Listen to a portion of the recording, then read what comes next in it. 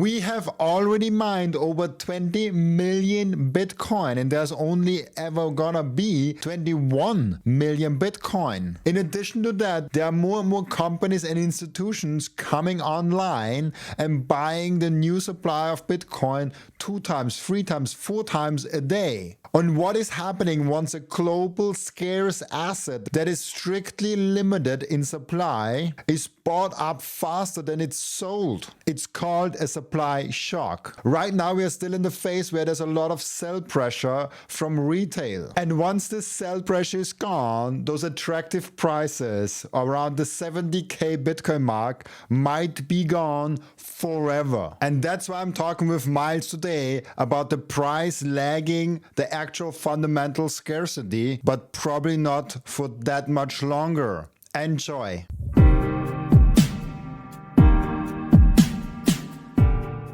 It's not fun to have your net worth cut in half. Like if you speak to guests who are super buzzing about Bitcoin when it's at 120k, and then you speak to them when it's at 60, are they still as happy and full of life and ready to move on and be a great parent and worker and member of society at the same time? Or are they really depressed and they're not really that into Bitcoin? They still got their Bitcoin, but they're kind of pissed off with Bitcoin.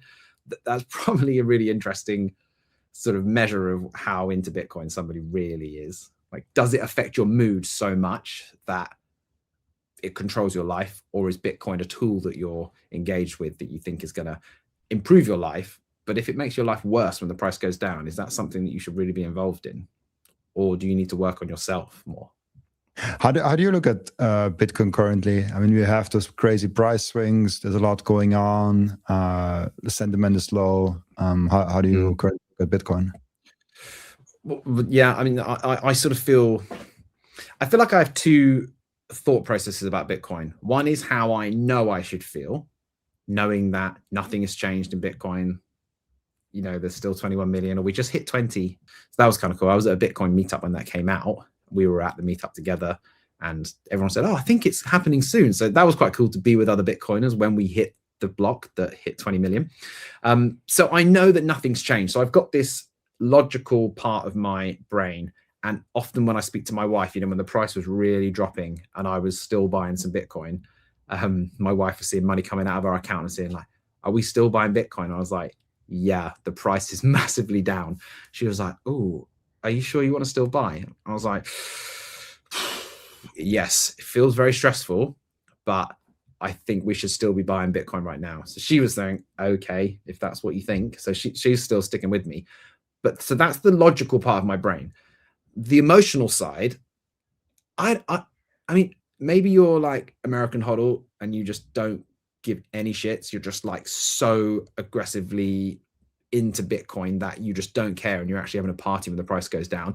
I like to buy some Bitcoin when the price goes down, but I'm definitely not having a party because I do have an emotional side where I'm thinking, oh crap, like I used to be worth this much, or I used to have access to this much in dollar terms, and now I only have access to half that amount. I think, you know, you could have a slight screw loose in your brain if you don't feel a bit of a twinge of oof when you see the price going down.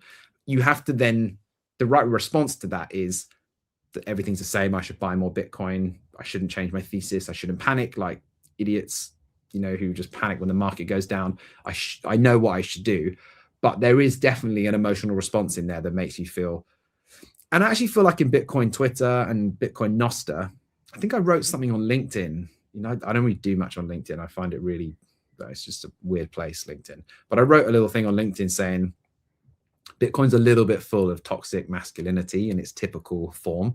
Whereas if anyone admits, oh, I'm feeling a bit stressed that the price has gone down, people are like, you loser, get involved in some altcoins then if you can't handle Bitcoin, like start cussing you out saying you're such a pussy, like gross. They say all these like typical toxic masculine things like be a man, like grow up. Like there's nothing, I'm not less of a dude because I feel stressed when my family's net worth is cut in half. I'm just saying, guys, anyone else feeling a bit stressed that the price is down? Okay, cool. Yeah. Okay. We're all feeling a bit stressed. Just take a deep breath. I think everything's all good. We should probably just buy some more Bitcoin.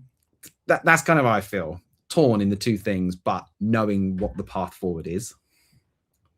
I think it's really interesting because there is the logical side of your brain that knows buying.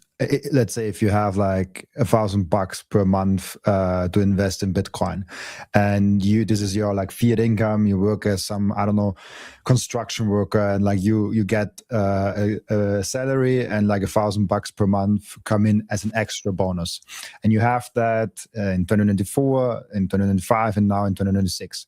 Now your logical brain must go like, I like Bitcoin. I actually love Bitcoin. I now get to buy Bitcoin at a 50% discount. That's kind of the logical brain saying like, hey, I was able to buy that many Bitcoin per year last year because the Bitcoin price was at 120, 110, 126K.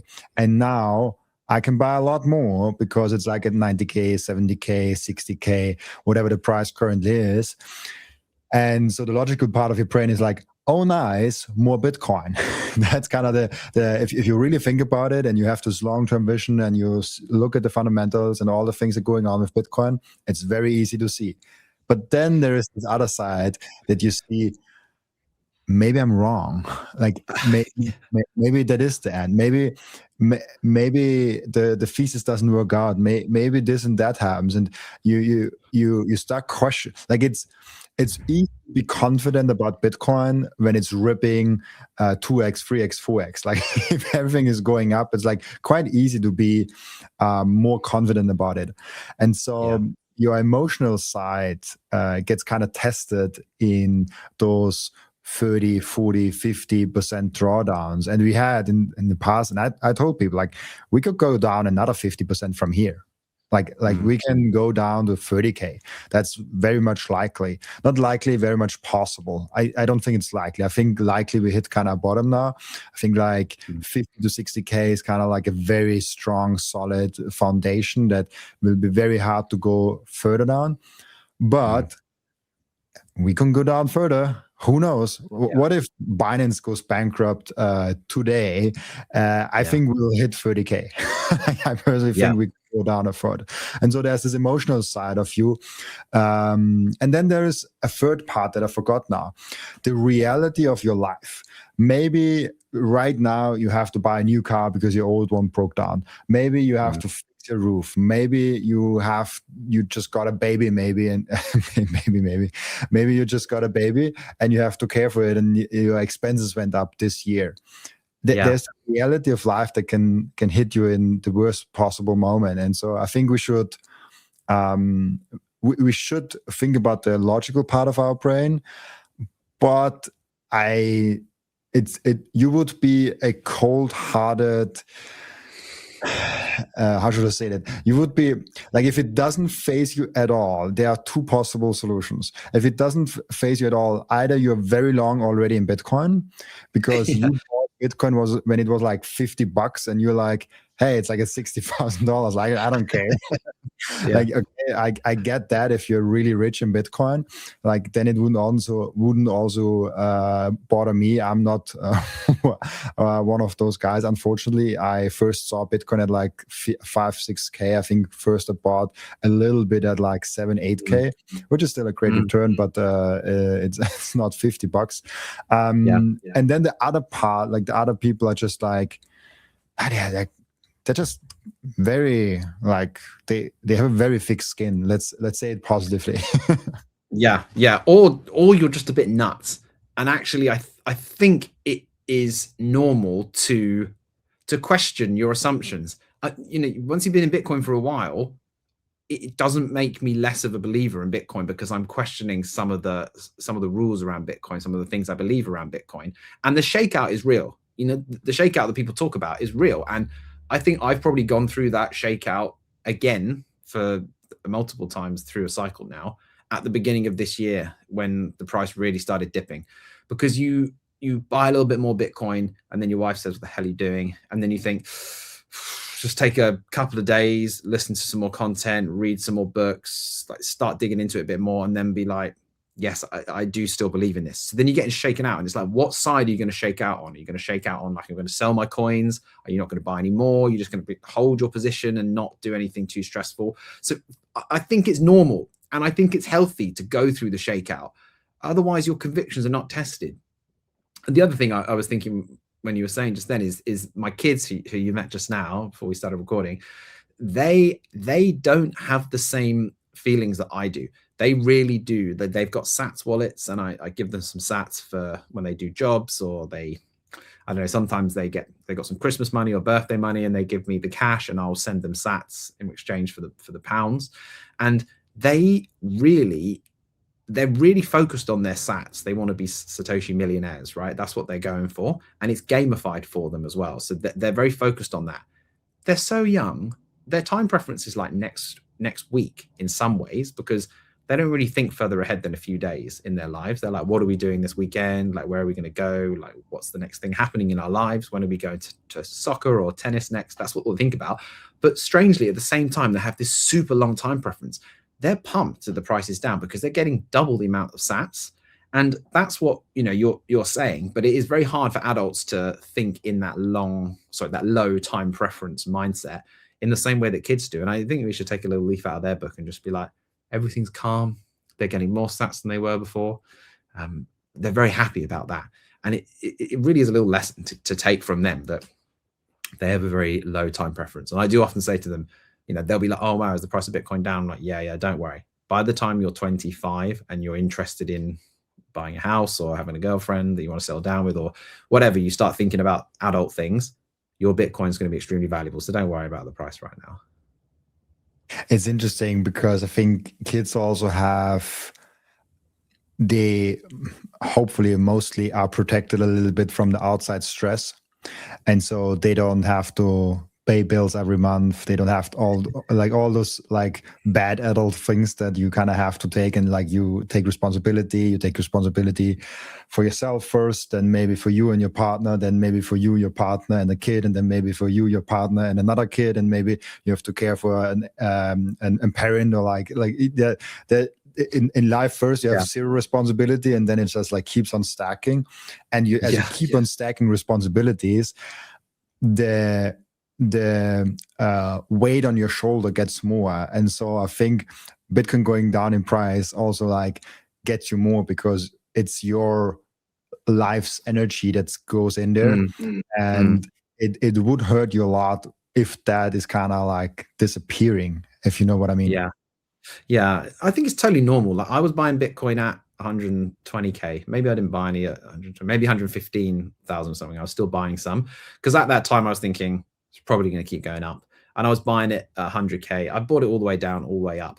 It would be weird if you didn't. You would be a weird sort of not really in touch with your feelings sort of person. I'm not really a very touchy-feely kind of let's go into myself and do a lot of psychotherapy vibes person. I've done a bit, but I'm kind of a simple sort of bro. I'm quite simple inside my mind. But I do think if you bought Bitcoin, several $1,000s worth of Bitcoin at 120k, and now it's down here, you'd be strange if you didn't think, could have waited for a bit and bought some when it was less. That's a normal human response. And that's how your forefathers and your ancestors survived, because they were smarter than the people that didn't survive, So I think it's normal, but I do think it's very important in this kind of time to cut out the noise. I definitely had to cut my access to Twitter a little bit in the downturn, because it's just it can actually cloud your judgment a lot when you look at negative comments from people who are talking about Bitcoin. And a lot of it's not based on real facts, a lot of it's not based on truth, a lot of it's just them like having a little party because gold is up and Bitcoin is down, and they're just trying to like gloat about it. But maybe that's kind of our fault anyway for partying, because Bitcoin was so high and we were cutting Peter Schiff out. So maybe it just comes back to bite us now. I think so too. I think we deserve it in many ways, that the gold people have their 1-2 years of party, and they suffered for 15 years, and they will suffer the next 15 years, and they should have the short break now for like 1-2 years. I feel like that's fair. But let's talk about, because we talked about the mindset that you kind of like go through, and like why it's sometimes like a burden to actually go through those downturns. Let's talk about now the logical side of it. Let's talk about why it is actually good time now to double down on Bitcoin, and almost like a twice as good of a time to double down on Bitcoin than like what was the last all-time high? I think October last year. That's like, I don't know, half a year ago or something like that.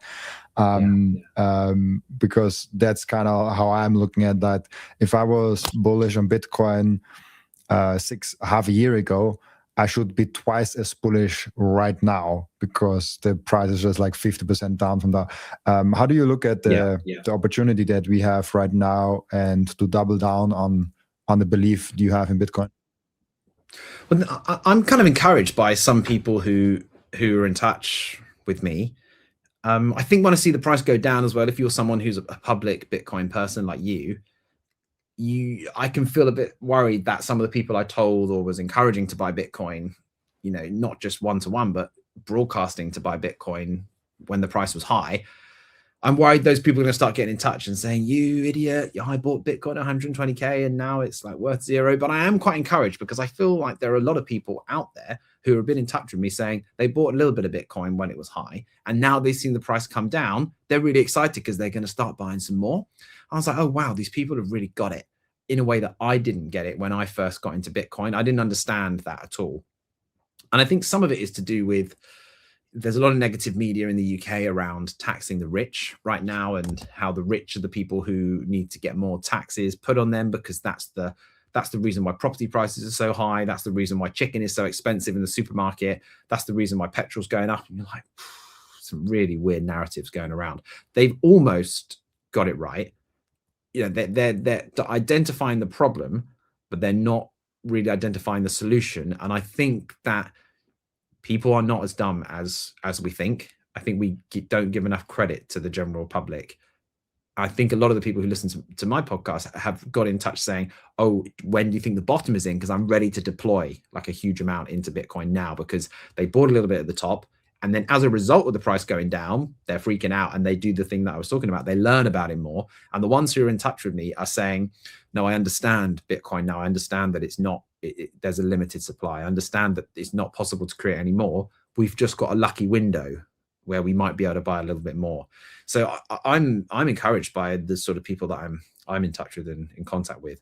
Apart from, have you seen that meme where it's like Terminator 2, and the bad Terminator is like chasing the kid on the motorbike, and the kid's like trying to start the motorbike, and the meme is me trying to get away from my uncle who I told to buy Bitcoin at 120,000. He's like trying to buy the motorbike. Terminator 2 is like chasing him, and he's like trying to get away. You know, the Terminator has the like blades come out of his hand. I did feel like that a little bit. And someone sent that to me and said, is this how you feel about your listeners? And I was like, kind of, but not completely. I'm encouraged by people. And I think that the veil is falling off people's eyes. People are starting to see that stuff is getting more expensive, and it can't be that it's just greedy capitalists. Like, it's not just the supermarket bosses that are getting rich, and it's not just the greedy landlords. I don't think landlords are particularly making any more money now than they were 20 years ago in terms of percentages on their rental income. And I think people are starting to understand that, because properties are coming onto the market now because landlords are saying it's not really worth renting these unless I can get super high yield from them. So I think there is a change, and maybe this is just the final stages, however long these final stages last, of the fiat system. Maybe it'll be a long time, but people are starting to wake up, and people are starting to realize Bitcoin might be a pretty good play in this kind of scenario. Yeah, I think so too. And it's also and I'm throwing the question at you because I think it's an interesting one to consider. What would you sell it for? Like, what is, like, if you are now worried about Bitcoin, like what even considering otherwise? Like, it's for me, like, if you consider all the options, like stocks, if you consider all the options with gold, real estate, and all the things that you could do with your money to save and invest in, what else is there than Bitcoin for me? Yeah, I mean, right now, okay, no, not right now. When Bitcoin was an all-time high, the only things I was considering selling Bitcoin for was to buy a bigger house for my family. Like we've got a house. It's great. We're very happy. But at some point we would like to then move out of the city of London into a sort of more country place.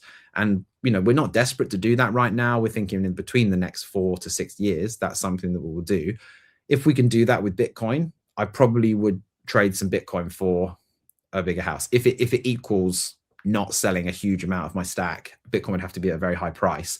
That would be something that I would consider if it can upgrade my life in a big way for something that's very hard to do unless you earn, multiple 6 figures in fiat.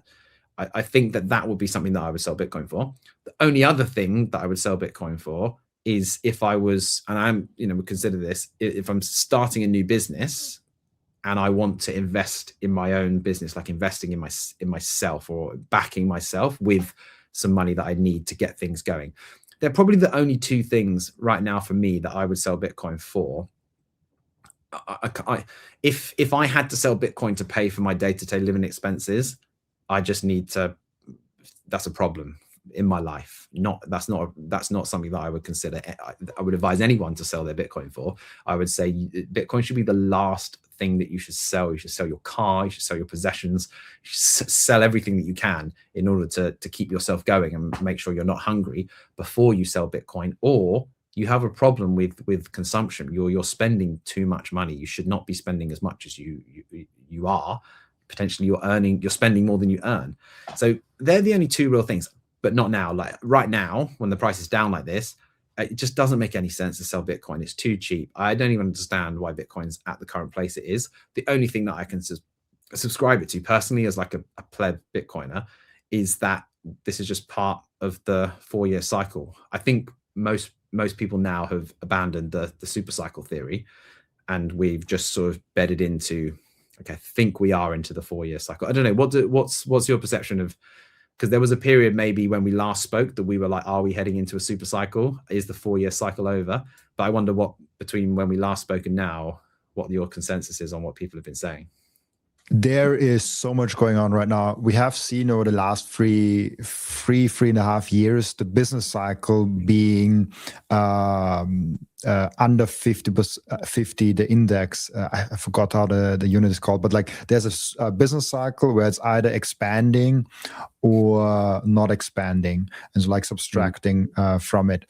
And so we have been, for the first time ever in the last 3 years, having a bull run in Bitcoin, where the business cycle has not been expanding. In all the previous cycles, the business cycle always has expanded. This has to do with monetary policy, with all sorts of things, but basically it means less money was in the system. There hasn't been as much liquidity in the system. This can only go on for so long, because as we learn from Linda Alden, as we learn from Larry Lepin, as we learn from Saifedean Ammous, and from all those very smart people about like nothing stops this train, the big print is coming, all those things that we've learned from those people, the money printer will go massively in the future again, and we will have reasons why we do that. Maybe the reason is war. Maybe the reason is something else. Like there's just a reason coming in the head, and then we'll print it again a lot. So we had this massive like influx of capital in 2020, but after that, the business cycle has really like slowed down and was actually like getting smaller and not expanding as we saw it in previous bull runs. So I think this really hampered the bull run in itself. And now the question for me, that the interesting one, is like, what happens next? Because we are seeing the business cycle getting up again in the expanding mode. And we see, I mean, if you just look at one company strategy, for example, they are on track. I've calculated it yesterday. So when this podcast will come out, will be roughly the same thing. I'll calculate it how many Bitcoin they bought in 2026 divided by how many days we had in 2026. Do you have an estimate of like how many Bitcoin they're buying per day? They're buying I see. Yeah. Okay, go on, tell me. Yeah, they're buying 974 Bitcoin per day on average in 2026 in a downwards market, in like low sentiment, and when they have a low MNAV and all of those things. And how many Bitcoin are mined every day? Like 450, something like that. Like we have 450 new Bitcoin mined every day. So just one company is buying twice the amount that comes in in the supply every day. And the business cycle is slowly coming in. There's a lot of more companies that are interested in Bitcoin. We have the ETFs, we have the institutions now in the game. And I personally think, unfortunately, retail is currently not here. Like we haven't had any retail excitement for like 3.5 years. Like retail was just not here. I've talked with so many podcasters that have been doing the game since longer than 3 years, and they haven't done, they all say this past bull market was with no retail whatsoever. So we didn't have any excitement. So now the question in my mind is like, okay, the business cycle is coming back. With the business cycle and liquidity coming back, retail will also come back, and we have massive institutional adoption. I'm looking at the next 5 years, and I'm like, I'm pumping my stack up, like, because I want to be ready when all those things are hitting. Like I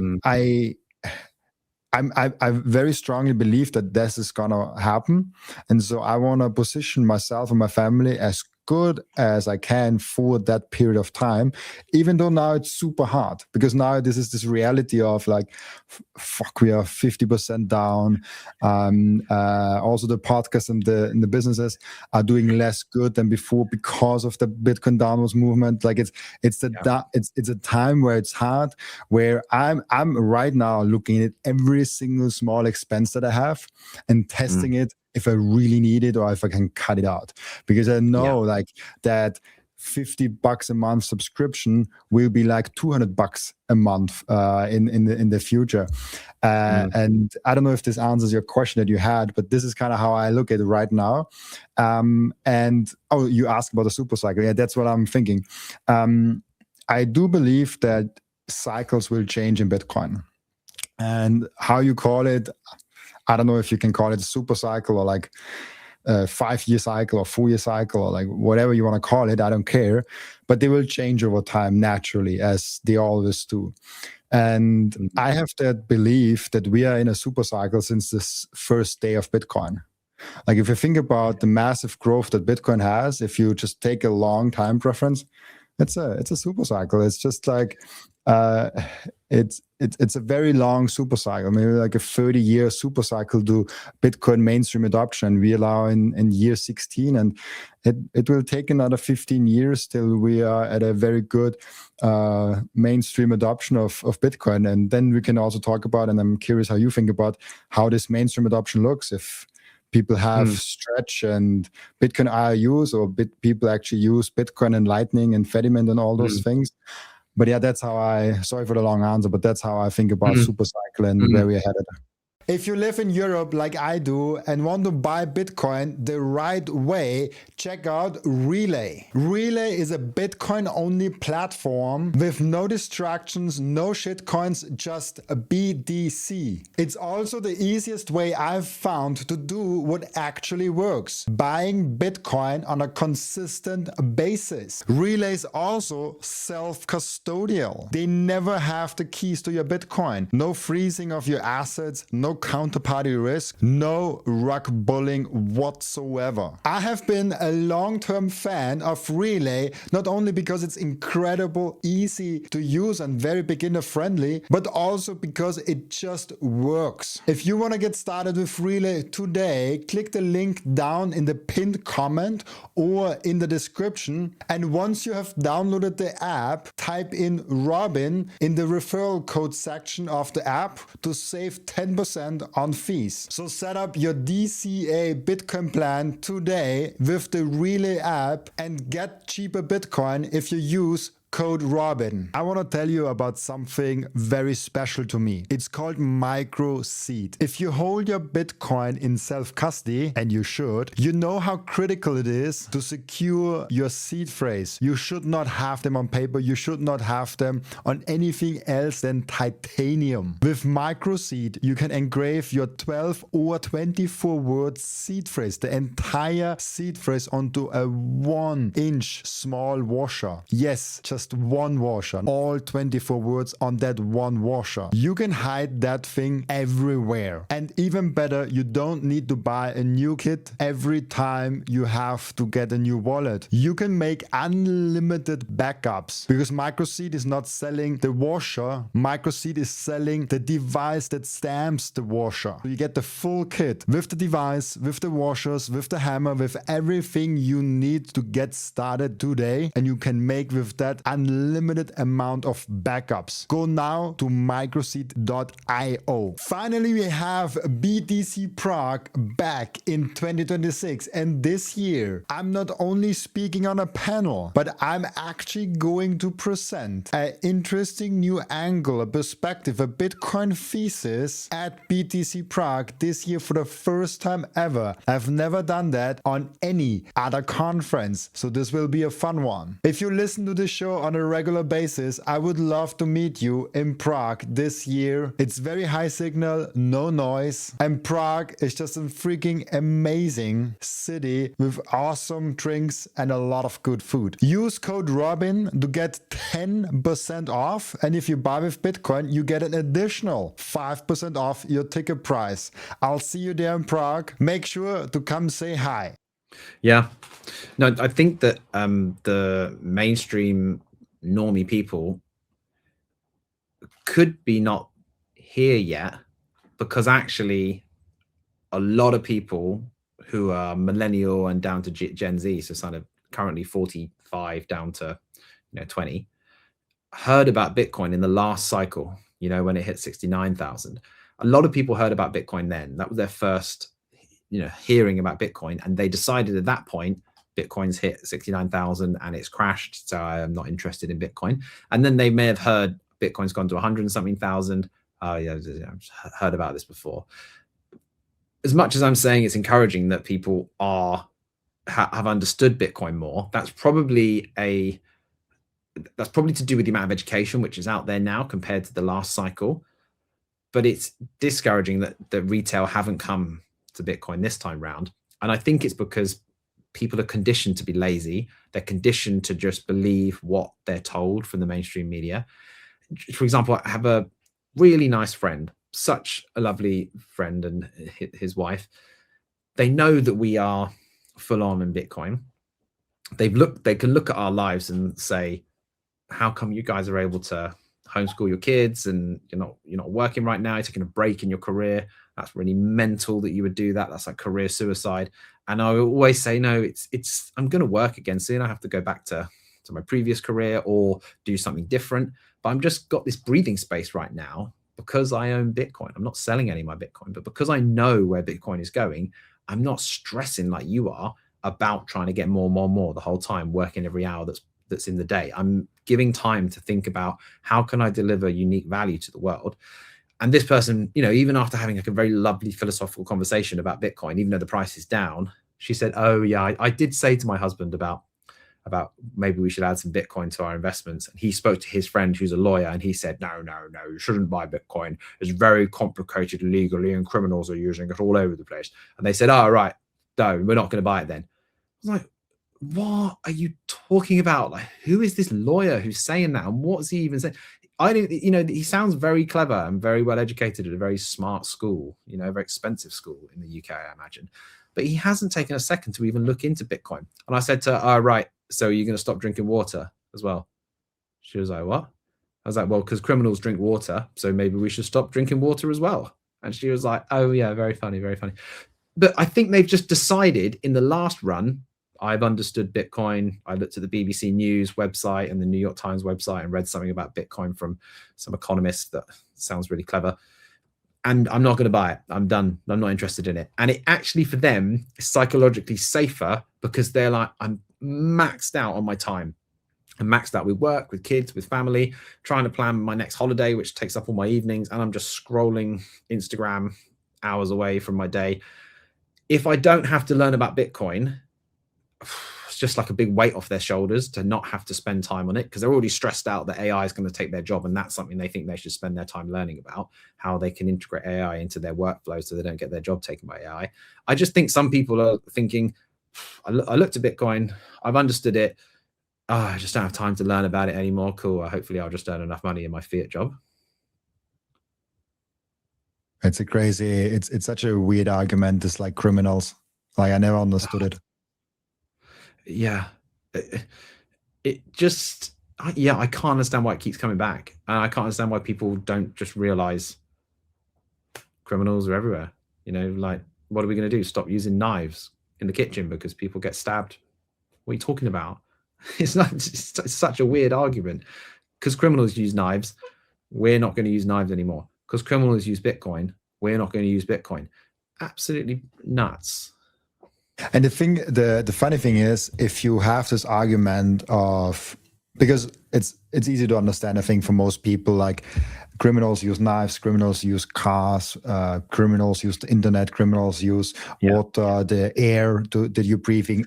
Criminals use all those things, and we shouldn't ban all those things because the criminals will use it anyways. So basically what you're doing, if you ban something that has a value, so if you, for example, ban knives, criminals will still get knives. I can guarantee you that. But the common people don't have knives. So you delete all the good advantages that you have from knives, and you only focus on like getting the criminals with knives because they don't care. They make their own knives if they have to. The same thing with the internet, the same thing with cars, the same thing with water. I mean, water is a whole different thing because we literally need it to live. With knives, technically, we could probably live without knives. It would be a lot harder, but we could technically somehow do it. And this is kind of the thing how I look at it.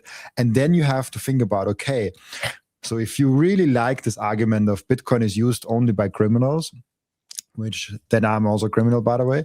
But like, if we entertain that thought, then you have to see that you are saying Bitcoin has tremendous value for a subgroup of people, such great value that we have to ban it. So so Bitcoin has such a great value for criminals that we kind of have to ban it. So if you're using the argument Bitcoin is for criminals, if you think it to the end, what you're saying is that Bitcoin has a lot of value. Like that's what I'm hearing. And then the question is, okay, should we ban something that has a lot of value? Because even if you ban Bitcoin tomorrow, criminals will still use it the same way they're still using knives, the same way they're still using cars and all those things, just that the common people don't get it anymore. And so then the question is, okay, if something has a lot of value for criminals, it might also have a lot of value for non-criminals, as knives, as air, as water, as cars have.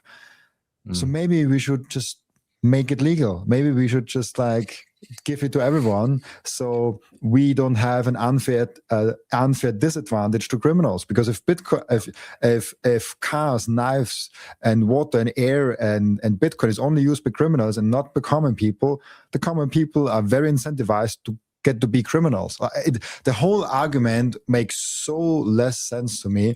I'm getting always furious if someone brings it up, because it's just like you haven't even thought about that argument for like 2 fucking minutes, because then you would have realized how stupid it is. You got it. That's basically it. They haven't thought about it. They don't want to think about it, and they've seen a headline that fits their narrative, and they just say, "Oh, Bitcoin's used by criminals." I don't have to think about it anymore. It writes it off as an extra thing to their to-do list, their tasks for their life. They don't have to study Bitcoin anymore because criminals use it. They 100% have not spent more than 2 minutes looking into it. And I know just from speaking to people, that is the case. They've just read the headline somewhere. Now, you talk a lot to also like new people, and I think you also gather your content so you can address people that haven't gotten Bitcoin. What is kind of your, how should I phrase that? How have you seen people getting into Bitcoin, and what kind of people those are? Like, you've probably spoken to people that you wanted to get into Bitcoin, but they haven't gotten into Bitcoin yet. And then you have spoken to people that have gotten to Bitcoin and they actually gotten into Bitcoin and they understood it. And I'm really interested in, like, if you see any patterns for who are the people that get it and who are the people that don't get it, because you as an educator are always the same. And so you speak to different people, and with some people it resonates and with some people it doesn't. I'm just curious if you have some interesting patterns that you've seen. I think that when I do meet people, what's so interesting is doing content and you don't know who's really listening to it, and then you don't even know if anyone even cares about what you're saying, and then you go out somewhere and you meet someone and they say, "Oh yeah, I listened to your podcast, bought loads of Bitcoin." I'm like, what? Are you serious? They're like, "Yeah." I'm like, "How did you find it?" They're like, "Oh, my friend's brother sent it to me, and I remember you from when I was at school, so I listened to it, and yeah, I've just been buying Bitcoin for the last year every month." Right? Wow, that's crazy that you got into that. But then there'll be people who are very close to me who I know follow me and see my content, and I've sent them directly an episode saying, "Hey, it's specifically, you're going to love this episode that I've made. It speaks about your profession or something." They don't even listen to it, and then I speak to them and say, "Did you listen to the episode?" And they're like, "Oh no." I'm like, "Mate, what are you doing?" They're just not interested. And I think that what I've gathered is the people who buy Bitcoin are questioning a lot of stuff. They are up for challenging their pre-held assumptions, and they are a little bit unhappy with the way the world is. Maybe they're not unhappy in their lives, but they just look around and think something doesn't quite add up, and they've opened their minds up to the possibility that what they're being told might not be true. And to do that, I actually think you have to be quite secure in yourself, secure in your own sort of personal understanding of who you are, because it can be quite destabilizing if you start admitting to yourself, if you're quite an insecure person and you don't really trust that you're able to look after yourself, it can be quite destabilizing for you and potentially your family if you start saying the government lie and they're not always telling the truth. And as a result of that, can I believe what I'm being told by the mainstream media? For example, I'm not like a mad conspiracy theorist. I really am not. I don't buy most of the conspiracy theories. I do enjoy listening to them, but we do get put into the conspiracy theory camp quite a bit, the Bitcoiners, although I believe it's becoming less and less as time goes on. But I think that there is a thread to people who get Bitcoin and decide to go all in on it. And the thread is that they're questioning what they see in the world, and they want to sort of peek over the fence and have a look and think, "Oh, actually, what's going on here is not what I believed when I was in my teenage years or in my early 20s. Aha, maybe there's something else here." And that then obviously leads them down other rabbit holes as well. But Bitcoin is one of those things. And I don't think it's always that Bitcoin's the only thing they've come into contact with. They've come into contact with different political narratives, different religious narratives, different food narratives as well, like around, for some people say for 20 years I was buying the cereal that said low fat and the milk that said low fat and the yogurt that said low fat and the Coke that says no calories, and I realized it's really bad for me. I'm like, yeah, no shit, man, like it's really bad for you. And they've been like, "But I can't believe I did that for 20 years. I thought it was really healthy. And then I just started eating meat and vegetables and full fat milk and butter. And I've like lost loads of weight. I'm really healthy." And da, da. So they've something has clicked in them where they've realized what we're sold and marketed isn't always true. Therefore, what else isn't true? And then if they hear about Bitcoin around the same time, they're very open to understanding this new technology, this new monetary system. I think that's probably the consistent thing, questioning pre-held assumptions. But if you don't want to, you're just happy with your life, you want to continue as things are, you're like, blah, blah, blah, blah, put your fingers in your ears and just pretend like everything's fine. Those sort of people are the ones that you're like, don't even waste your time with those people. It's not even worth it. I'm asking that for a primer because I have a theory that most people will never really get into Bitcoin as we do it. And with most people, I mean like 95% of the population will use Bitcoin very differently to how we use it currently. And how I think about it is Bitcoin is base layer money. It's the first protocol. It's the first layer. It's the base layer of all the financial instruments that will be built on top of it. Lightning is a layer 2. Strategy with Stretch is a layer 2. We have Fediment as a layer 3 kinda. We have Arc. We have other layer 2s in there. So we have we have basically, I mean, Coinbase could be a layer 2 if you have exchanges as layer. Like, we have so many different layers already on top of Bitcoin, and we are very early to that game. So I think there will be a lot of layers on top of Bitcoin. A few will be way more sovereign and connected directly to Bitcoin. A few will be completely not connected to Bitcoin and similar as gold, kind of scaled. And it will be very interesting, because I think we have this rare opportunity right now to be in the small elite group that actually gets Bitcoin on the base layer and has the most pristine asset in the most sovereign way possible. And 97% of people will never get the privilege of what we are having right now. And they will only use an IOU of Bitcoin. They will only interact on a layer 3 on top of Lightning with a few Satoshis, which doesn't have the same sovereign rights as base layer Bitcoin, obviously. And so I'm just curious how you think about how Bitcoin is going to be adopted and how Bitcoin is going to scale, knowing the treasury company things with Stretch and all those things, knowing Lightning, knowing Fediman, and knowing basically all the ecosystem that we've built now in the last 16 years. Yeah, I was listening to something about Stretch and how it's coming into its end of its first year, I think, as operating as a product, and how this will be the time when a lot of asset managers and people looking for yield will start looking at it because it's run for a year, and most people won't even know that their pensions have been moved, you know, a fraction of percent into a product like Stretch. So I think that's what you're saying, is that people won't even realize that they've got it. But I think one of the biggest innovations that's going to happen, where people won't realize it's become a thing, is when merchants and shop owners and, you know, like Steak and Shake in the USA, when companies like that start accepting Bitcoin for payments. So I changed my opinion on Bitcoin for payments actually a while ago, probably in the summer. I never spent any Bitcoin, whereas now I just spend and top up. If I ever have access to someone who's accepting Bitcoin, I just like to do it to support the system. But I was, I think I was researching for, you know, probably for a podcast, when the horse and cart was removed and started being replaced by the automobile.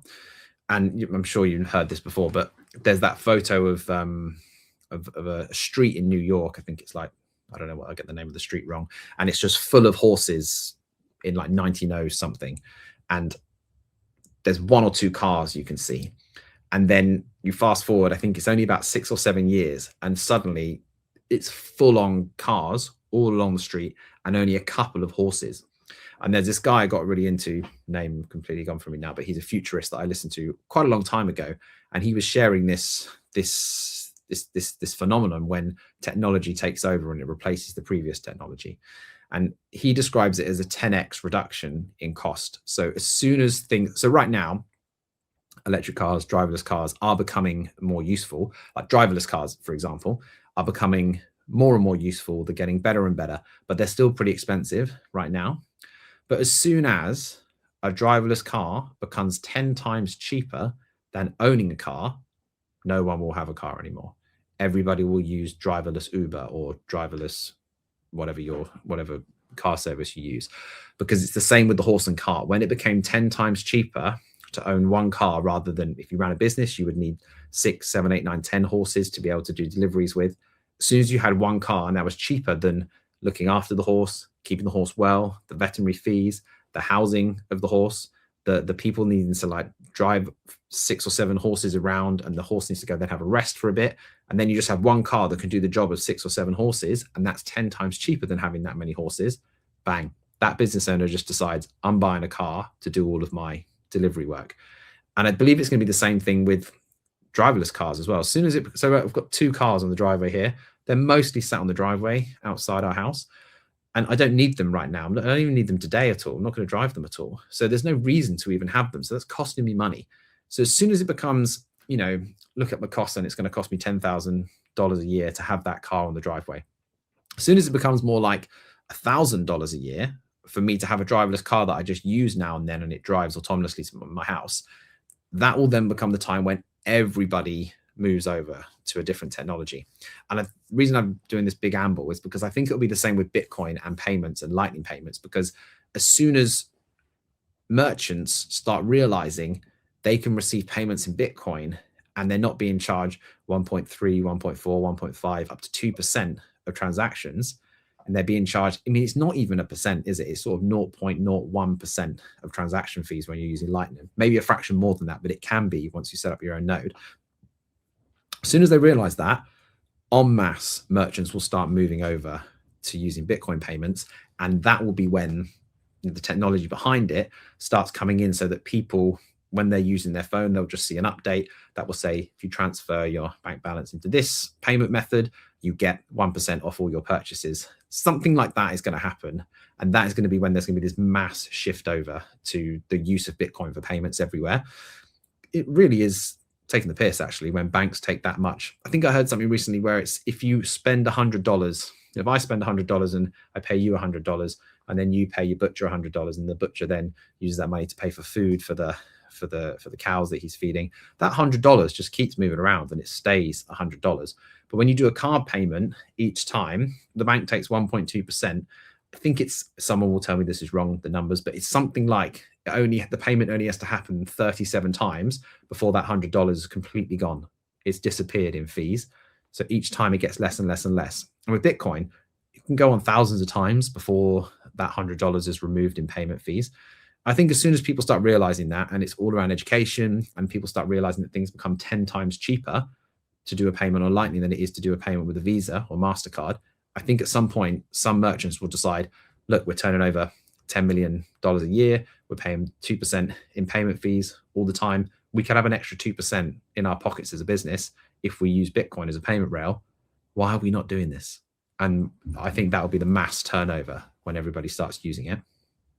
The most important thing for your Bitcoin journey is not buying Bitcoin, but it's how to keep them. And yes, you have maybe the right tools, but how do you actually go ahead and stick it all together so it's the most secure for you personally? Self-custody is a deeply personalized journey, and the Bitcoin way is helping you exactly finding that correct setup for you personally. They are also helping you with securing your own cybersecurity. And if you want to go one step above all that, you can even get a consultation for a Plan B residency. Go to thebitcoinway.com/Robin and you will get a 30-minute free consultation. I finally and officially mine Bitcoin. This is not just something to stack more Satoshis, but it's most importantly also to support the network. Individual miners are the ones that keep the Bitcoin network decentralized. And by the way, you get KYC free Bitcoin. That's why I use Simple Mining. I get an actual proper Bitcoin miner. They set it up for me. They repair it if it breaks down. And most importantly, they let me choose the pool and even connect my own full node. I'm completely sovereign and I'm completely in control, and I can sign up with Ocean, no account needed. I just give them a Bitcoin address and then there's mining going on. No KYC, nothing. So if you're ready to mine Bitcoin, go to simplemining.io, tell them you come from Robin, and let's mine Bitcoin together. I just made the calculation with 3% card fees, because I think mostly like 2 to 3%.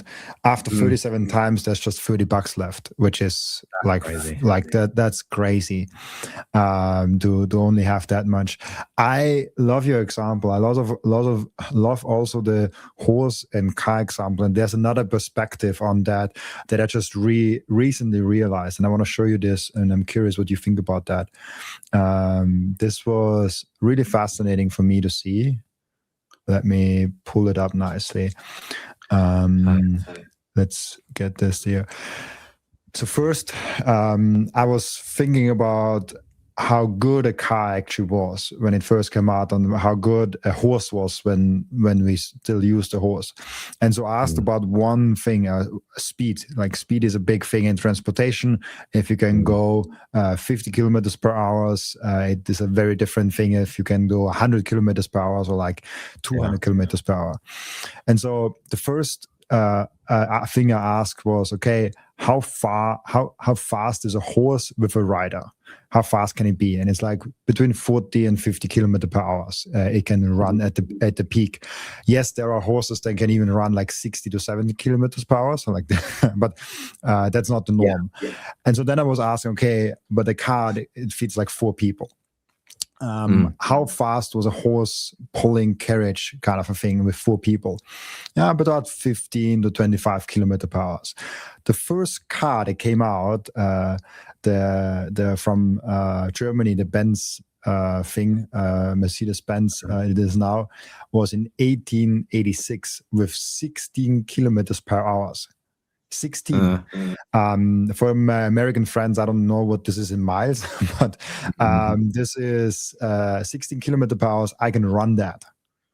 Like I as not a horse, can run that and might be faster than that. Not for long, but I can run that if I want to. I think the fastest human can run to like 25 kilometers per hour or something like that, or like more than that. And so the first car was probably more expensive, was probably not as fast, and was probably a lot less convenient than a car, than a horse was. So, and it took about 14 years till like the year 1900, 14 years it took for it to be as fast as a horse with a rider. 14 years it took for the car to be there. And then it took another 10 years to go from 45 to 120, and then another 60, 80 years to go to 300. And now we are where the super hyper cars are between 400 and 500 kilometers per hour. But the first was like 16. And I just wanted to show this because we are comparing Bitcoin now with what, and we think this is all it can do. And the convenience and the speed, the stability and the value and all of those things, they take time to develop. We are right now where the car was in 1900s. Early production cars got like 45 kilometers per hour. They got 10 times faster, more than 10 times faster over the next 100 years. And I think that's also, I just wanted to bring it up because I think horse and car is an amazing example. But what we're not factoring in there is that you couldn't just have one horse. You needed multiple horses because a horse can't go all day long and they need to rest a day or two if they do a very long journey. So, but the car essentially can just keep going every day. And if you have 2 drivers, you can keep driving the same van 24 hours a day, basically. That's what we're forgetting as well, that it's not just a cost and speed reduction that makes it 10 times more profitable. If a car can do the work of 4 horses, you've already got a 4 times more cheaper vehicle to move your goods around. Then if you include the fact that it never breaks down, then if you include the fact that it goes twice as fast, you can get your deliveries done time, then it's another half in the cost as well.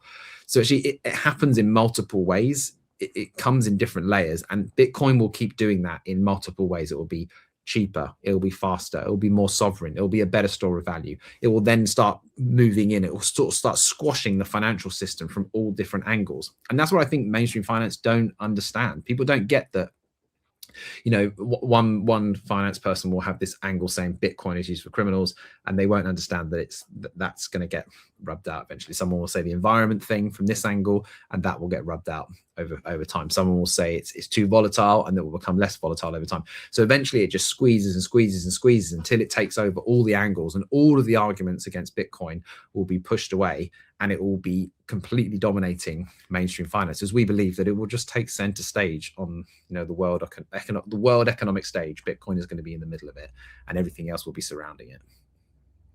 100%. I love that, and I think it's exactly kind of where we're going now. One thing I want to also really talk about with you, and I think we just barely scratched a little bit on that. The last episode was faith and Bitcoin, and I think we went a lot deeper since then in that. Maybe just start with like why you went in there and like what it brought you. Well, when we last spoke, I was just starting to find out this sort of coming together of Christian faith and Bitcoin, and also some other faiths as well. Like Islam has a big aversion to usury and making interest on your money as well. And for me, you know, as a Christian man, it was something I started learning about, and I thought, for me, the best way to learn about it is if I can gather other people that also are believing the same stuff as me or thinking about the same stuff. So now we founded this thing. It's called Faith and Bitcoin. It's just a meetup. It's a Bitcoin meetup, and we meet once a month like all other meetups. But the main goal of it is, if you're a Bitcoiner and you're interested in some kind of faith or spirituality, then come along, and we have quite a few people coming to that. But if you're a Christian and you have no interest in Bitcoin, you should also come along as well and find out about Bitcoin. So we have this like double evangelism thing, you know, where we're evangelizing people and telling them about Christian faith. Bitcoin is about Christian faith, but we're also telling Christians about Bitcoin as well. But for me, it's been fantastic because I need some kind of goal to help me drive my learning and education. You know, I need something to sort of aim towards. So when it's coming around every month, I normally share a short 10-minute thought or reflection on some aspect of Bitcoin and some aspect of faith. So for me, it's really good because every time it's coming around, I have to really do some study and research and learn a little bit more about Bitcoin stuff. But we've also, a few people that we've met at this Bitcoin meetup, and we've got to know each other. We've also started a kind of informal consultancy for churches and Christian organizations that are interested in finding out about Bitcoin and the reasons why they should hold Bitcoin and how it's going to impact the way that they fundraise, how it's going to impact their churches. And I think for me, what was a big learning, or the drive for learning about this, is that, well, I don't know if I mentioned, we homeschool our kids and we travel with them quite a lot. We're just about to leave for Argentina tomorrow, actually, for a couple of months. But before this, we were in Southeast Asia, and particularly in Indonesia. There are some church leaders that we met while we were there. And one of the biggest issues for them is how to raise, or they were trying to raise from the business people in their churches a pot of money, a sustainable amount of money that they could invest into something that would create income for the widows of their pastors who have been killed in remote places for their faith. And, you know, there are other faiths there that are very hostile towards Christianity, and they're the minority in those countries. And it was heartbreaking for me hearing the stories about these people who, you know, they may have been born into Christian families. They're kind of historically Christian, their families are Christian, or they may have decided to follow a Christian faith. And as a result of that, they're being killed and persecuted, their houses burnt down and their churches burnt. And they normally just go for the main male pastor in that culture. They kill that guy, they leave the women and children alone sometimes. But then the woman and the children have no access to banking. They have no access to the family's savings, and their house has potentially been burnt down to the ground as the only Christians in the village. And they have to flee that place. And where we were in the city in Jakarta, they were discussing how they would support the widows and the children of these pastors who have nothing. And I was saying, I don't want to be insensitive here, guys, but if they had some of their savings in Bitcoin, they could just bounce. They could just leave with that money saved. And I started realizing in the West, when you hear people saying Bitcoin has no value, it has no use case, they're the two things they normally jump together.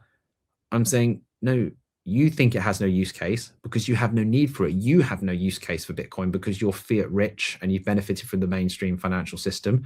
But all over the world, there is a fantastic, very, very poignant and needed use case for Bitcoin, where people who are having to flee their homes, either as refugees for various reasons or because they're being persecuted, they may have built up significant wealth in the country they're in.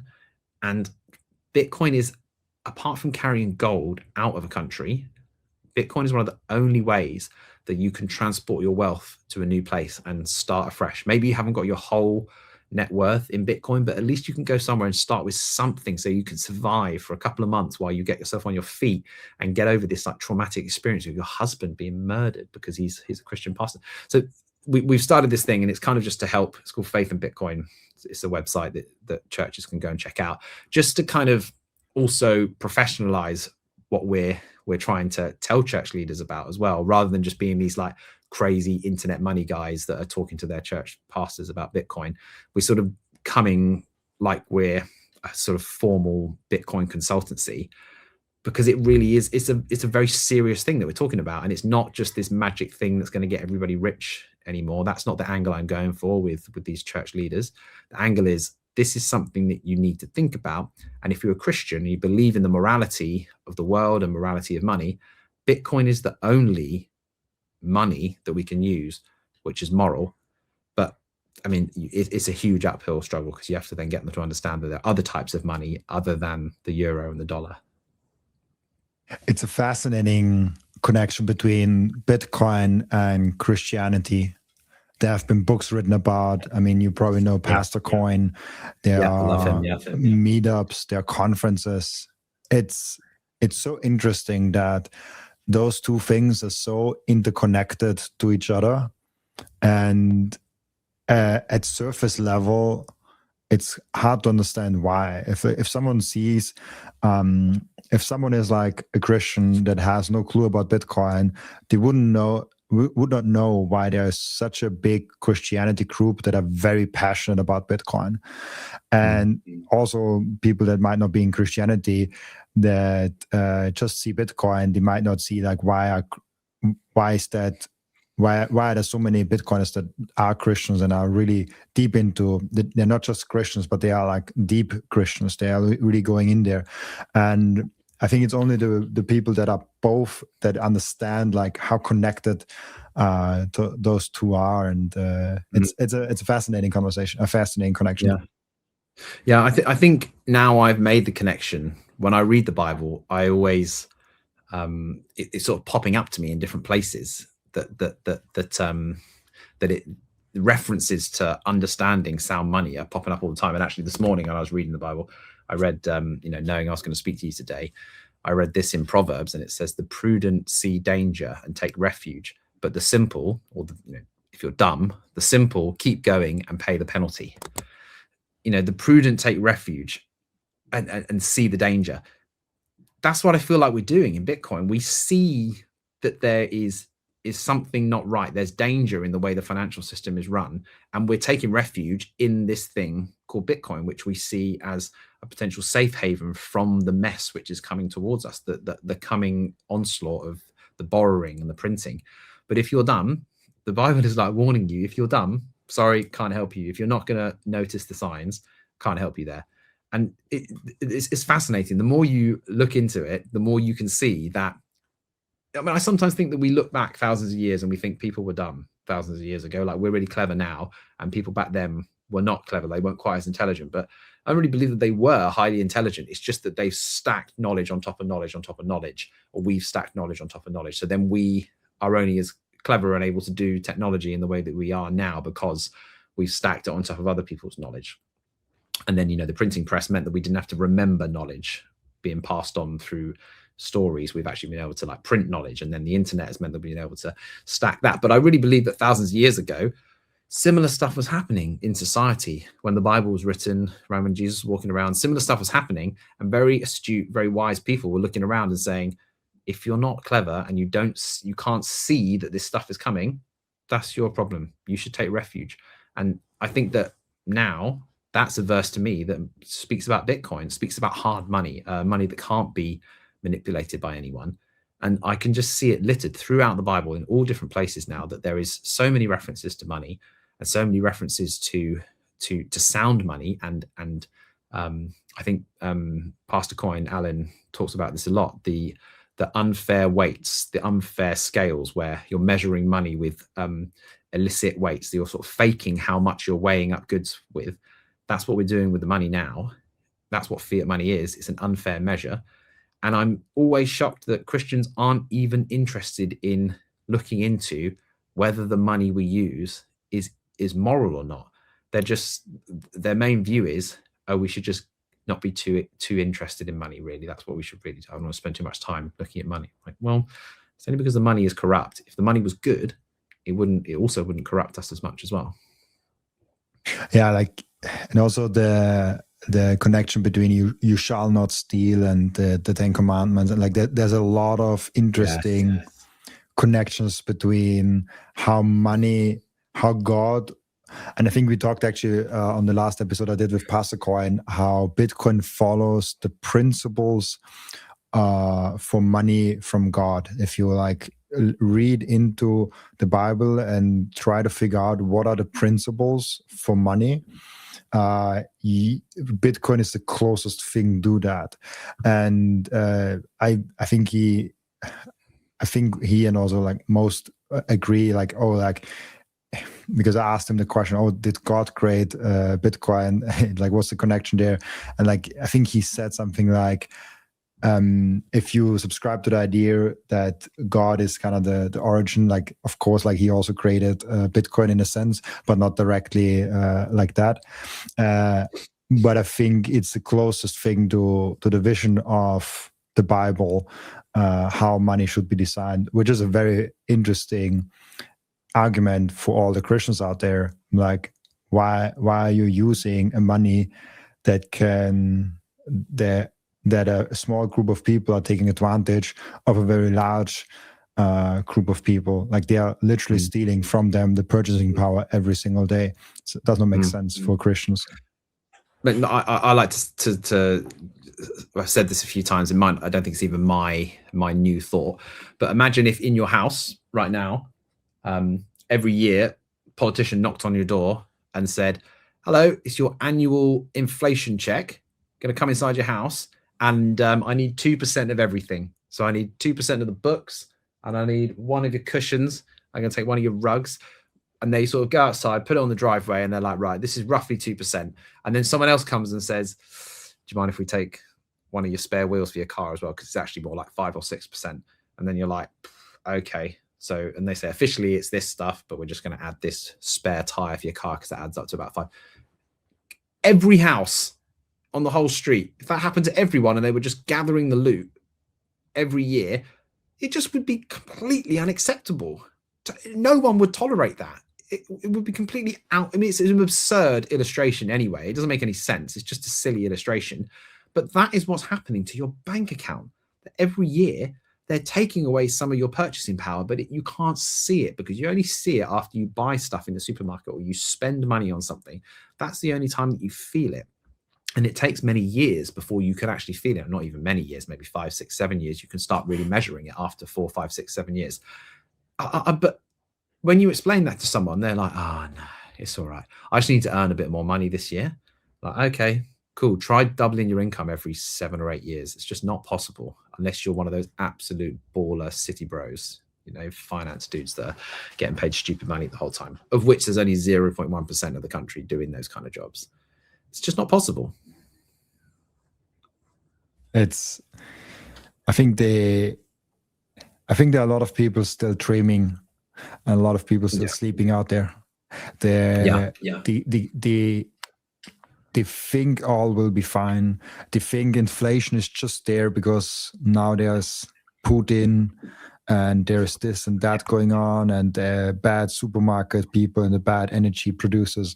That's why we have inflation, and it will all be fine because the politicians will take care of it, and then it will be good again, and times will be nice. And I think they will wake up one day and realize, oh, maybe not. Maybe it turns out a little bit worse than that, and maybe you should have looked into Bitcoin, and maybe you should have not parked all your money in the euro, the yen, the dollar, and the whatever fiat currency you're using.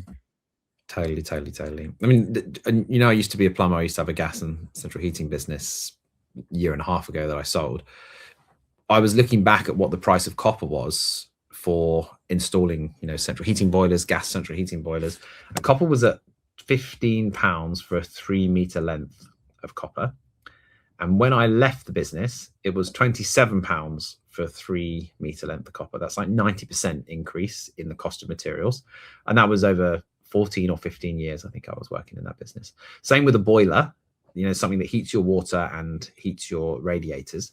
That was £850. And the same one was £1,500 today. I don't know what it was last year, but today there's an 80% increase. But I know for sure when I started doing plumbing and I was training and doing the exams, you know, young guys, when I was a young guy, we would be talking to the older guys, like, how much do you charge? How much do you charge a day? And they were like, you know, we charge about £250 to £300 a day. And we were kids thinking, wow, like 300 quid a day. That's fantastic. And then I also thought this is what happens with all jobs. You start at that and it just goes up and up and up, and you just keep getting promoted and you make more and more money. But when I left the business after 15 years, even though materials have gone up 80% or 70%, I was still only charging between 300 and 350 a day. So it had gone up a bit, but no way as much as what the material cost had gone up for. And obviously you pass on the cost of the material to the customer. But for me, in my house, I still have to buy the materials for my house when I want to make my house all nice inside. So I have to buy that stuff, and all the other materials have got more expensive, but my wage has not gone up as much as the cost of materials. Why is that? It can't be just because, I don't know, the Strait of Hormuz and the corner of Iran is being blocked right now. It can't be just because of that. It can't be because mining copper has become more difficult. No, it should have become easier. Technology should have made those things cheaper for us, but it's somehow got more expensive. And when you get into Bitcoin, you start to realize something is not right. Something is not how it's supposed to be. And either we're being stolen from or we're being tricked. And I feel like maybe it's probably a combination of the two. We're being stolen from and we're being tricked by the people who are printing the money. And I can't print money myself. I can't raise my I couldn't double what I charge my customers over that 15-year period. It just wouldn't be acceptable. I definitely tried. I'm always trying to increase what I was charging people, but you find this market level for what you can charge, because then you stop winning jobs when you start charging too much. And that really was one of the other things that tipped me over. And I'm not quite sure how I got here with this. It's always the best conversations. You never know how you ended up at a certain point, just that it was a nice journey. Yeah. And I have one more question for you, because you mentioned it. Are you reading the Bible on a daily basis, or you just did it today on a coincidence? No, I pretty much read the Bible every day. My morning routine is I wake up, I stretch for 5 minutes, I have a glass of water with lemon and a little bit of salt inside it as like an electrolyte drink. I go to the gym, I lift heavy weights, and then I come home and I'll make a coffee, and then I'll go and sit outside. If it's not raining, I'll put a big jacket on, sit outside, listen to the birds, read maybe a chapter of the Bible, and then I will try and sit there for up to 30 minutes in absolute silence. And that's what I try and do. And that's a sort of combination of praying, meditating, getting ready for the day, asking God for his guidance for the day, and also just trying to still my mind. I find that too difficult to do before taking exercise. I try and still my mind, and I try and do that all before the kids wake up. And so, yeah, I do read the Bible every day. I'm not really a very booky person. I'm pretty low level of academic kind of schooling, but I do like to read the Bible every day, because I just feel like it's been around for a long time. And the more I read it, even though I've been reading it for 20 years now, I'm still discovering new stuff in there. It's astounding that I'm still finding new things. So then in that half an hour, I can then contemplate and think about some of the stuff that I've read in that morning. I'm actually working on an app at the moment, which is a Bitcoin and Bible app, where I'm sort of part of the way through the build. I'm just about to connect Lightning connectivity to it. So the goal is to read 4 chapters of the Bible every day.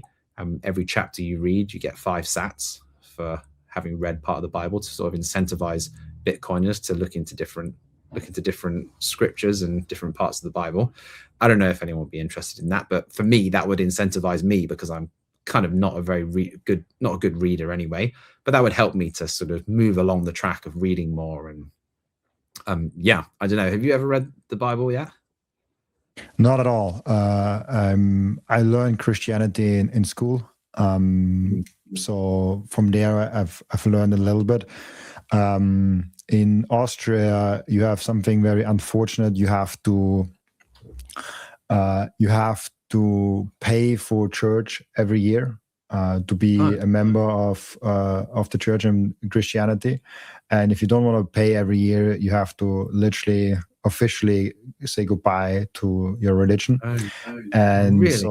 This forced me, and this forced also a lot of other young people when they are becoming at age 18, where they start collecting money from you, to say, I'm not giving you my money. I haven't even started earning. Like, why should I already give you money now?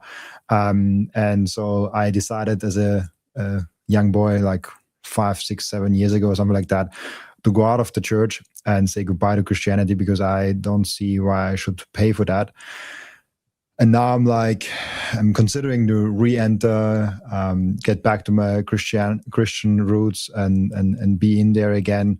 But it's unfortunate, because I heard it's not everywhere in the world where you have to pay for that. I heard America, it's not like that. I heard it's is it where you live also like that? Like you don't have to pay? I mean, churches like you to give money to them, but it never feels like like if you don't pay, you can't come, and you're not a Christian. No, I mean, a small percentage of people support the church, I think, and I don't think it's compulsory. And it's in Germany, it's even worse. Like here in Austria, it's like a separate institution, and they basically like collect the money from you, and you tell them like how much you earn, and then they calculate from that. So like you send them the income statement and stuff like that, which is already weird. In Germany, they went even further. In Germany, they collected directly with the taxes from your income. So like there's an actual church tax in Germany, which is fun. And so that's like that's what really like bothers me in the system right now, because it just incentivizes young people do directly as soon as they get 18 years old, where they are in an age where they're more likely to just be not in the mood to care about church, directly go out of it and say goodbye to that forever. And it's kind of hard to come back, like if once you take the decision that you are out, it takes more efforts to be back in, basically. And I think it's one of the worst things for religion and Christianity to do such a thing, to force people to pay for it. Yeah. I mean, I saw that. I don't want to cuss any other religions, but I guess we're cussing the church in Austria, so it's okay. But and Germany. But yeah, I lived in India for a few years, and there's some beautiful things about the I met some lovely Hindus while I was there. I became friends with many of them.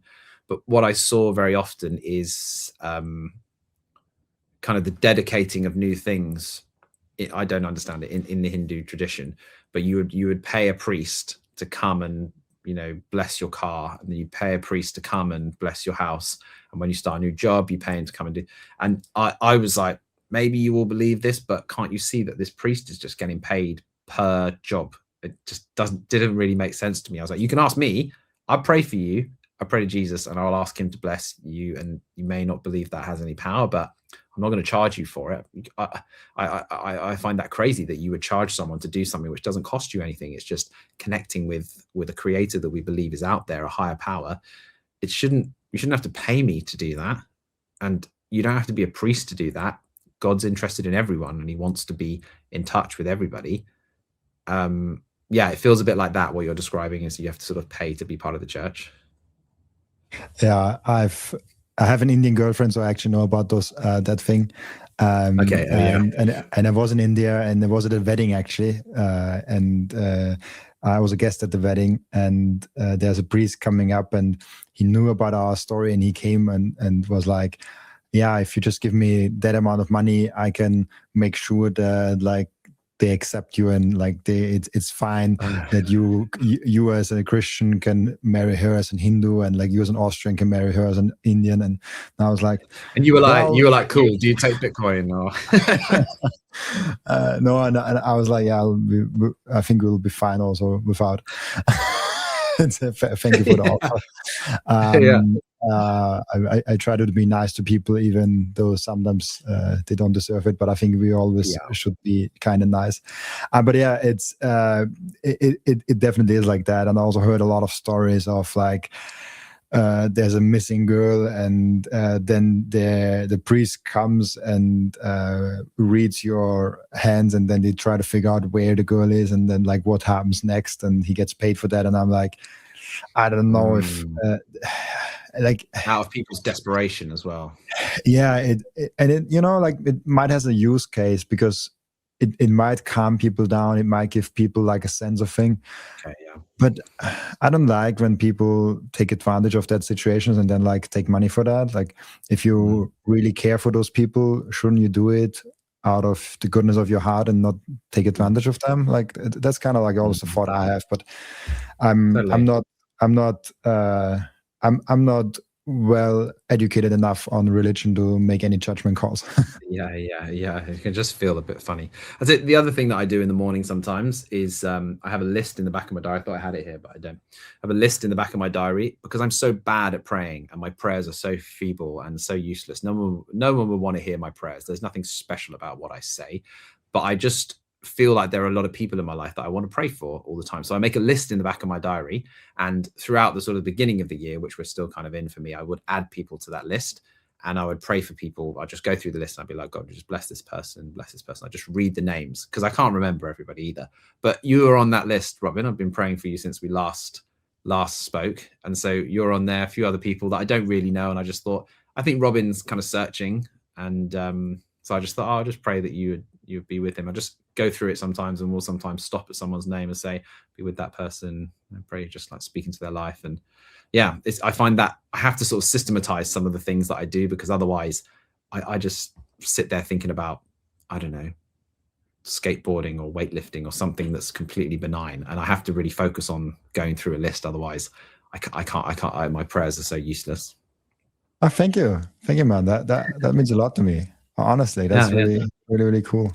I love that. You're on the 2026 list. See if you make it to 2027 after the end of this year. Oh, that's awesome.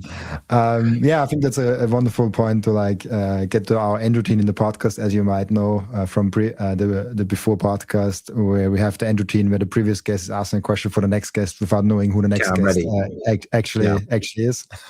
I knew this was coming, so I'm like, this is the only thing I was stressed about. Yeah, I think it's a good question. That yesterday we got a really interesting question, but yeah, like this one is easier and I think better to answer. What is something you believed or thought was true in the past that today you think the opposite of? Oh yeah.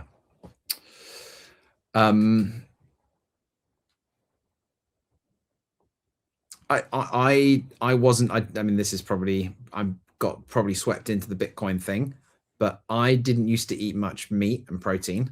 And through getting into Bitcoin, I went through a vegan stage for a while. I was just so unhealthy and thin. I didn't have any energy, but I thought it was the right thing to do. That was a real media narrative I swallowed wholesale and bought. But from learning about Bitcoin and Bitcoin leading me down other rabbit holes, there's a podcast called Meat Mafia. They're a bunch of Bitcoiners, and but they just talk about meat the whole time. I'm not like crazy meat only kind of Seyfriedina Moose kind of guy. He just eats meat, doesn't he? He only eats red meat. He has this flow chart for like what you do. If you're thirsty, drink water, and then it comes back around. Are you hungry? Eat meat. And it just that's his only two choices he has in a day.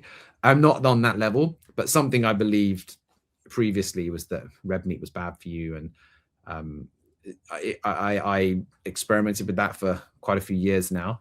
And I feel better than I ever have. I feel stronger than I've ever been. I get ill less often. I'm 100% sure that I couldn't measure it, but I'm 100% sure that I don't catch colds and flus as much as I did when I was a vegan. I was always getting ill when I was not eating meat. And now I just feel full all the time. I feel fast. I feel healthy. I can lift heavier weights than I've ever lifted. Even as I'm approaching 40 years old now, heavier than I did when I was in my 20s. And that's something I definitely feel like it kind of comes along with some Bitcoin things, weightlifting, meat, and Bitcoin. It all kind of like flows together, and somehow, I don't know, grass-fed beef as well is always a thing. But that's something I definitely believed before, that, you know, not eating meat was kind of a good thing. But now I'm like, no, you really need some meat in your diet, man. But you're already 40? I thought you were like 30. No, I'm going to be 40 in like a couple of months. That's crazy. You look so young. Eat meat and lift weights. I love it. Yeah, especially like diet and food is like, if it's so easy, like move in a day, eat clean in a day, and sleep good, and you are better than like 97% of people. And it's like so basic, and just like strip it from just like those three signals and ignore all the noise. It gets really easy. Yeah. No, I totally believe that. And I was definitely brainwashed in the wrong direction for a long time. Awesome. I think that's a great last sentence. I was definitely brainwashed. Thank you so much, Myles, for being on the podcast. Before I let you go, where can people find you, ask you questions, and reach out to you? Yeah, if you want to find me, you can. I've got a website. It's like milesdhillon.com, or the podcast is called Should I Invest in Bitcoin? And the answer is yes to that question. Yeah, that's it. And you say that every week, just like, yes. Yeah, that should just be the intro, shouldn't it? So it's like, should I invest in Bitcoin? Yes, you should. That's why. The price is down. Yes. The price is up. Yes. You should just invest in Bitcoin. Then awesome. Thank you so much, Myles, for being on. And also thank you so much for everyone that is watching and listening, for joining us today. As always, I'll be back.